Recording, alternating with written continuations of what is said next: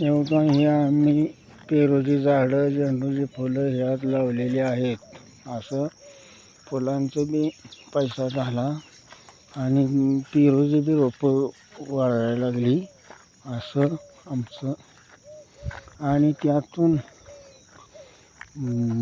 वांग्याची झाडं, परत भेंडीची झाडं रोपं लावून हे ते बी चालू आहे.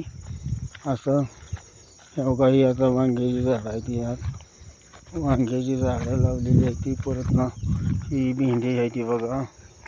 आणि बघा ही पेरूची आहे ती, पेरू झेंडू सगळी अशी लावून. परत काय यात गवारी बी आहे त्या, गवारी ही अशा सगळ्या असून असं केलेलं आहे. आणि आता एवढा इकडं मी अजून झेंडूचे फुलं ह्या वांग्याच्यात भेंडीच्यात अशी लावून काढलेली आहेत. असं शेतकऱ्याचं काम आहे. म्हणून शेतकऱ्याला हाती काम आहे आणि पैशासाठी शेतकरी असं शेती करतात.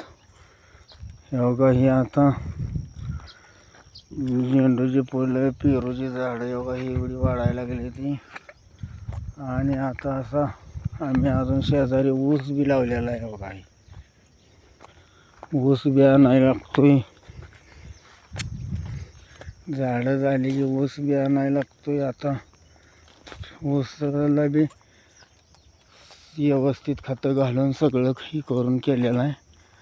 आता ऊसाचे झाले की इकडं आज मका केलेली आहे. मका केली तर मकाच आता सारं ही दंड ओढून आता ही दातूळ सगळं असून घेऊन आता घरी झालेलं आहे. तर सारं ओढायचं आता घरी जायचं आहे.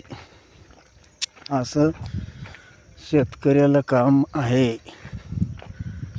आणि झेंडूची फुलांचं बी चांगलं झालेलं आहे आमचं. आता आम्ही अजून सेपरेट बघा इथं गवारीचा बी प्लॉट केला आहे एक. गवारी ही असं सगळं शेतकऱ्याला कामं करायला लागते ती. असं असलं पाहिजे तर शेतकऱ्याचं आणि सगळ्यांचंच चांगलं आहे. हे बघा आता